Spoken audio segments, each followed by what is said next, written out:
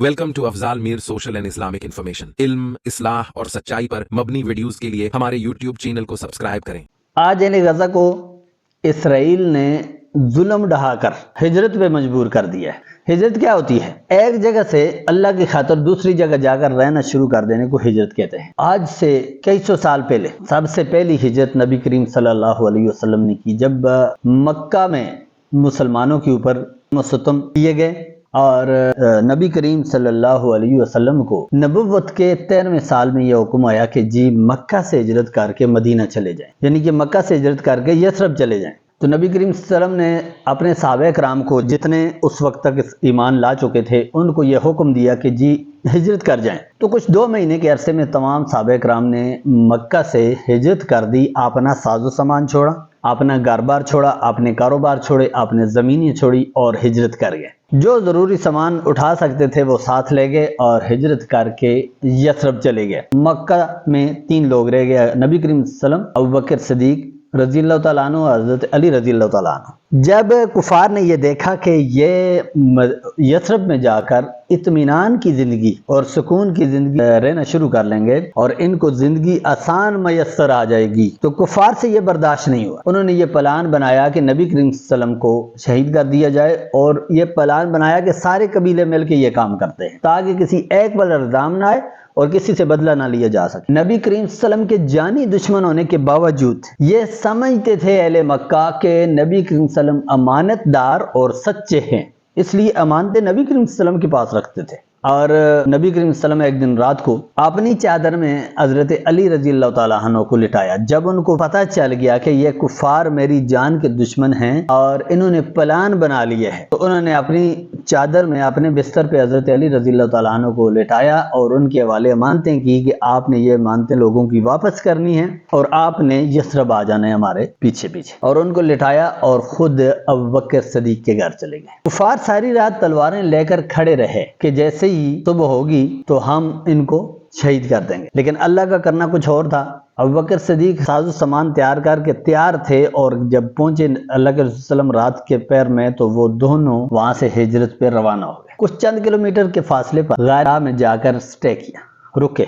गारे में नबी करीम सल्लल्लाहु अलैहि वसल्लम 3 दिन या 3 रात का जो स्टे था, जो रुकना था, उसमें रोजाना हजरत अस्मा रज़ियल्लाहु ताला अन्हा, अबू बकर सिद्दीक रज़ियल्लाहु ताला अन्हु की प्यारी सी बेटी, वो उनको खाना मुहैया करती थी ले जाकर। और हजरत अबू बकर सिद्दीक रज़ियल्लाहु ताला अन्हु का एक गुलाम जो बकरियां चराया करता था, वो शाम के करीब वहां पे पहुंच जाता था बकरियां चराते चराते, और वो दूध मुहैया करता था। एक दिन वो कुफार, जब उन्होंने पूरी रात देखा और सुबह जब देखा कि हजरत नबी करीम सल्लल्लाहु अलैहि वसल्लम बिस्तर पर नहीं है, हजरत अली हैं, तो बड़े शर्मिंदा हुए और बड़े गुस्सानाक भी हुए और निकले तलाश में कि जी कहाँ गए। वो चलते चलते गाह के करीब पहुंच गए। जब पहुंचे तो उनकी कदमों की आवाज़ सुनकर या उनकी आवाज़ सुनकर अबू बकर सिद्दीक गमज़दा हुए कि कुफार ने हमारा ताक़ब कर लिया। लेकिन अल्लाह के रसूल ने कहा, अबू बकर गमज़दा होने की ज़रूरत नहीं, हमारे साथ तो अल्लाह है, हमारे साथ तो अल्लाह की ज़ात है। और उन्होंने उस सतह की बात नबी करीम सल्लल्लाहु अलैहि वसल्लम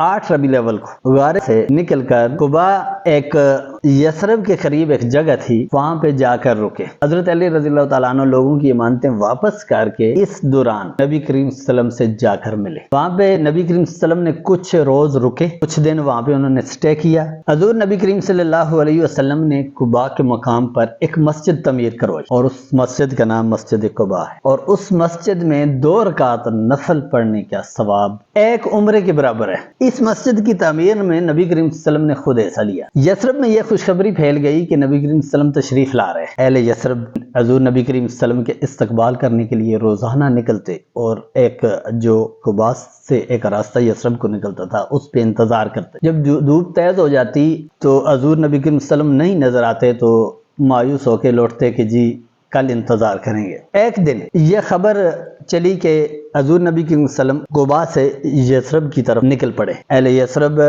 खुशी के मारे इस्तकबाल के लिए बड़ी लंबी एक कतारें बनाकर, जो एंट्रेंस थी, जो रास्ता था जिससे यथरब में नबी करीम सल्लल्लाहु अलैहि वसल्लम ने दाखिल होना था, उस पे इस्तकबाल के लिए तशरीफ लाए। और छोटी छोटी बच्चियां बड़ी खुशी मनाते हुए नबी करीम सल्लल्लाहु अलैहि वसल्लम के इंतजार में खड़ी हो गई रास्ते में। और वो बच्चियां नबी करीम सल्लल्लाहु अलैहि वसल्लम की آمد کی اور ان کے یثرب میں داخل ہونے کی خوشی میں اشعار پڑھ رہی تھی۔ جب نبی کریم صلی اللہ علیہ وسلم نے دیکھا کہ اتنی پیاری بچیاں چھوٹی چھوٹی ہیں اور وہ نبی کریم صلی اللہ علیہ وسلم کے آنے پر بہت مسرت کا اظہار کر رہی ہیں، تو نبی کریم صلی اللہ علیہ وسلم بڑے خوش ہوئے اور بچیوں سے پوچھا کہ کیا اے بچیوں تم مجھ سے محبت کرتی ہو؟ اس یک زبان ہو کر تمام بچیوں نے، چھوٹے چھوٹے پھولوں نے کہا کہ جی ہاں، نبی کریم صلی اللہ علیہ وسلم سے ہم بہت محبت کرتی ہیں۔ تو اللہ کے رسول صلی اللہ علیہ وسلم نے کہا میں بھی آپ سے پیار کرتا ہوں۔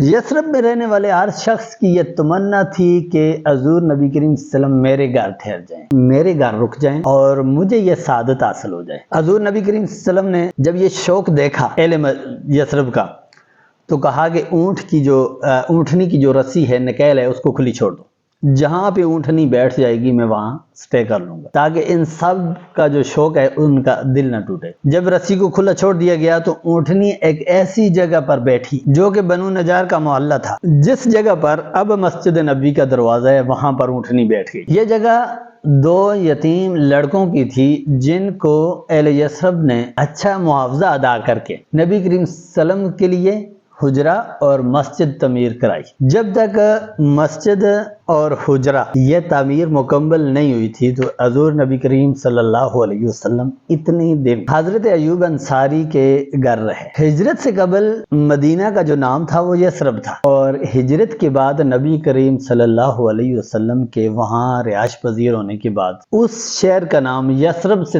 تبدیل کر کے مدینۃ النبی یعنی نبی کا شہر رکھ دیا گیا۔ یہ ہجرت کی ایک دلچسپ داستان ہے، قصہ ہے کہ جو شروع سے مسلمانوں کے ایسے میں آئی ہے۔ ہجرت کرنا ایک بہت بڑا عمل ہے، اور ہجرت کرنا اپنے ایمان کو محفوظ کرنے کے لیے ضروری بھی ہے۔ اور جب کوئی کسی جگہ پر مسلمانوں کو، اہل ایمان کو ستایا جائے، تنگ کیا جائے اور ایمان پہ زندگی گزارنا مسلمان کے لیے مشکل ہو جائے یا بہت زیادہ اذیتیں اور تکلیفیں دی جائیں، تو وہاں سے ہجرت کر کے پرامن شہر یا پرامن علاقے میں جا کر رہائش پذیر ہونا، اسی کو ہجرت کہتے ہیں۔ آج اہل غزہ کو مجبور کیا جا رہا ہے کہ وہ یہاں سے نکل جائیں، اور جو لوگ ہجرت کرتے ہیں والذین ہاجروا فی اللہ من بعد ما ظلموا لنبوئنہم فی الدنیا حسنہ والاجر الآخرۃ اکبر لو کانوا یعلمون، جن لوگوں نے دوسروں کے ظلم سہنے کے بعد اللہ کی خاطر اپنا وطن چھوڑا، اللہ تعالیٰ کہتے ہیں یقین رکھو